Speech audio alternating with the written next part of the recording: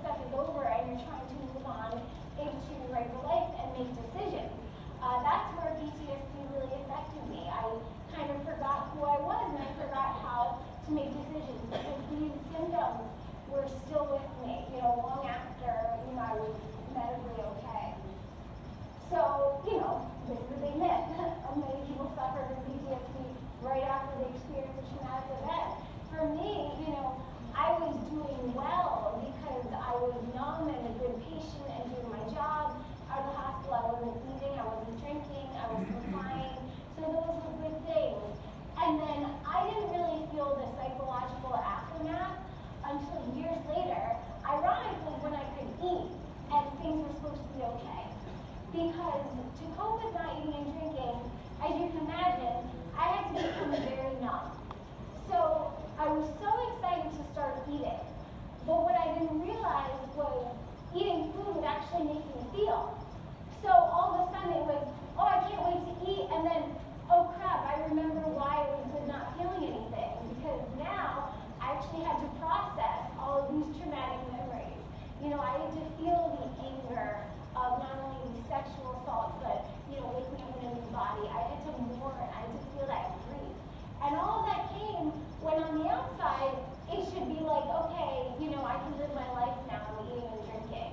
But really, the work for me really started when, all the wounds had healed. What is it? And so why is it important for you guys to understand trauma?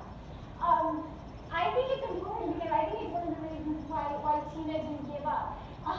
It's so important because even if the patient is in that place where, they have that cycle of numb and, guilty or terrible thoughts running through their head, even if they're not communicating, even if they seem unresponsive, I really froze in the face of trauma. And the important thing I feel for nurses is to completely understand the wide range of symptoms that can affect someone with PTSD.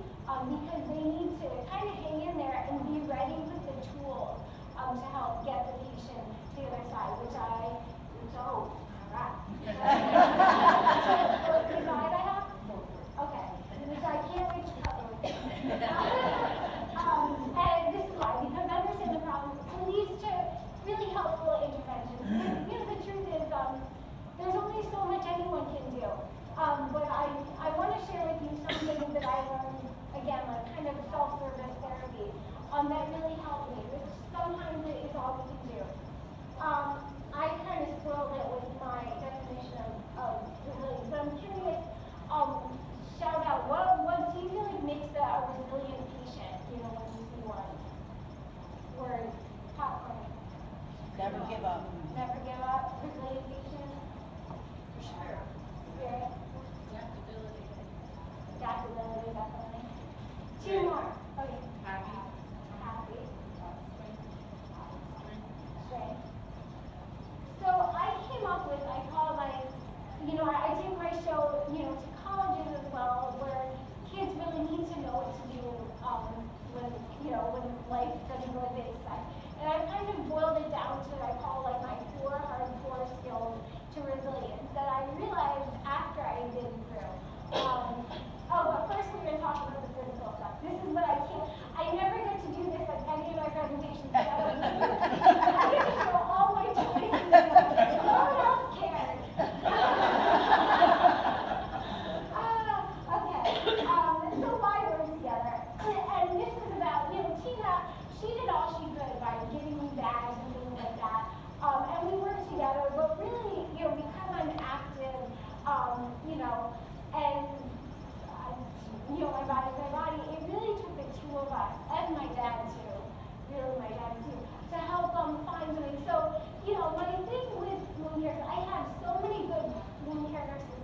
I also had a lot of wound care nurses that were doing their job, but they were so intent on this is going to work, this has worked in the past, when really, every surgery is its own Picasso, So it really takes both the nurse and the patient to be present in the moment. It's going to start with that Zen beginner's mind. And really, it's okay for the nurse to admit to the patient, look, I don't really know either. Let's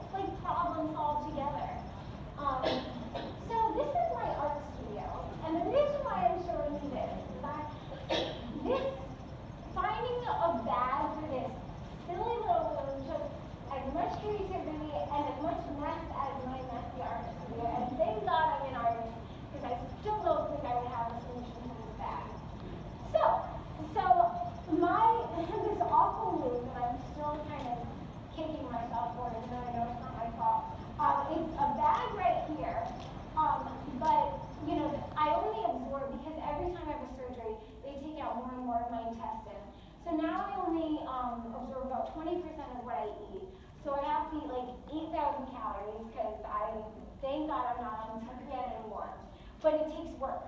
As you can see, I still have much more weight to gain. So the problem is that 80% that I don't absorb, a lot of it comes into the ostomy, but basically, instantaneously as I'm eating and drinking, it's all going into this bag. So this is a problem I still face, that to get a good feel on this bag, it's about like a 40-minute routine. And I haven't sat for 5 years. I mean, I'll lay down when I'm sleeping, but I'll wake up, feel a mess. So I can't sit. I can hardly really twist unless I know I'm going to change the bag because it is so precarious. So because, I'm moving around the world, I have to carry around with me an emergency bag in this stylish little bag wherever I go. And when I don't, on the one time I'm like, oh, nothing will happen, that's when I get in trouble. So in my emergency bag, I've never done this for a presentation before, this is so exciting. So I have a hair dryer because to melt all the wax and tape in place, I have to use that. So good luck when I'm like touring my show in the city and I'm trying to find a bathroom and then bathroom that has an outlet and they're looking at me like I'm crazy, like why do you need an outlet? That's another story. So in my emergency bag, obviously I have diapers for the times where it's like this is not going to work, and then I just stuff like towels in it. And again, these are, we managed to find the things that work that fit in a bag, but we also went through plenty of stuff this is all the stuff we tried that didn't work. So the steps to getting a bag on this wound, first of all, where is my ostomy bag? I don't know. Here it is. I use a country ostomy bag, and the ostomy is actually an easy part. I can do this in a second. I just, put some, I have Osterbond on it, and stick it on, and that's fine. If I only had that, life would be wonderful. But I don't. So we find, and this took so much work, but we finally found this bag to fit over the wound that, my dad lovingly pre-cut. So this goes right here, and, this has no chance of sticking like this. There is so much work that has to be done. So, obviously you can imagine, because everything I'm eating is coming out of there, there's a ton of skin irritation. So I finally found this Calon nursing barrier film, which is the only spray that I like. I use so much of this. It's like the only thing that makes my skin feel good. I feel like a salesperson. And then again, with like the stoma powders and sprays, a lot were just very irritated. So the only one that, again, and this is 5 years of tried and true things, I may not even have, I'll just skip that part of my presentation. Here it is. What is this? This is Nystatin topical powder.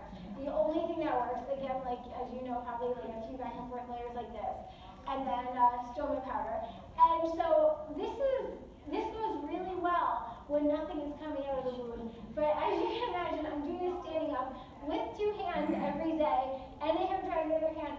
And then if I have stuff coming out of the wound at the same time, it's really like a thankless job, where sometimes I just have to take a minute and be like, I have to tell myself that I will get out of my bathroom, I will get out of my bathroom. And sometimes it takes hours, I'm in college now, and sometimes like I can't get to class because I'm, and I'm trying with my phone to text my friends, like, please tell my professor that, So and then the bag is on.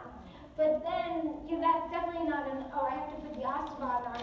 But that's not, but that's definitely not enough to hold the bag in place. Again, we tried every kind of tape.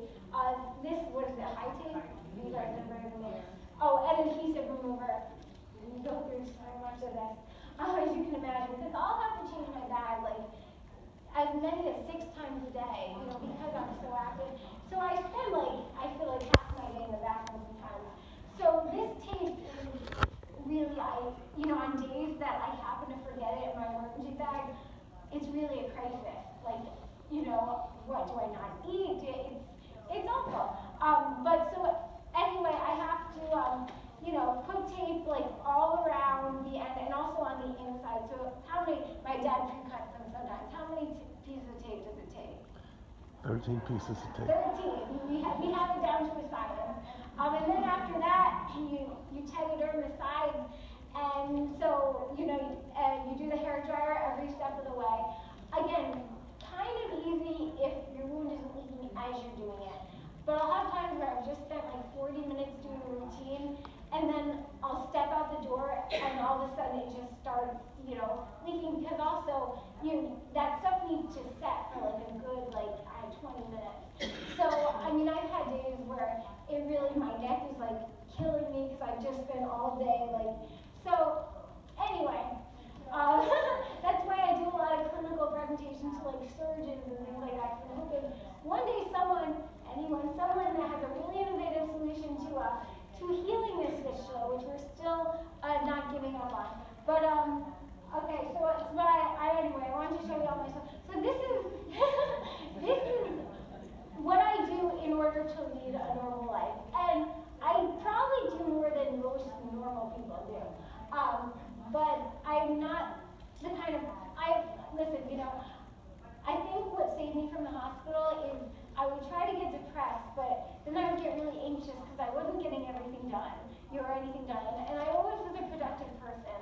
And maybe it's because I'm a performer, and so my biggest kind of passion in life is to connect with the world through, you know, giving, you know, the arts and performing. And I think my biggest fear was, waking up from a coma, I'm going to be a has-been at 18. So I think that's always kind of filled me with a manic drive that's like, I don't care what I have, neck bag, red Kool-Aid, I'm just going to do it. So again, this is a routine I've been dealing with for 5 years, and believe me, it doesn't get any easier, and my parents can vouch for days where I'm just hysterical and just don't want to do it. But then you're just stuck in your bathroom, and it doesn't take you long to just do it. So yeah, this is just me. So what's in my bag? I showed you that. And so basically that's in my art too. There's no singular solution. The best thing to do, like I said, I think what would have really helped me in the past is for nurses to come to me with like an equal partnership. What can you bring to the table? What can I bring to the table? Literally. Let's work together and we'll see what happens. And the best thing to do is really to listen, especially with post-traumatic stress disorder. People always ask me like how I had the strength to get my story out there, and if you Google my name, I've written for like 70 publications, and I'm speaking here and there. But the truth is, it took me about 8 years to start sharing my story. For a while, I couldn't even process it for myself.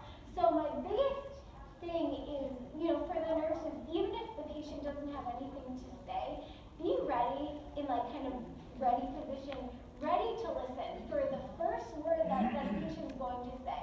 You don't really have to be the one to strike up conversation, but I think that silence that you get so little of when people are trying to help you, that silence is so important for the patient to sit with and see if there's anything that needs to be said. And if they do say something, know that a lot of times people don't say things for you to fix them. They say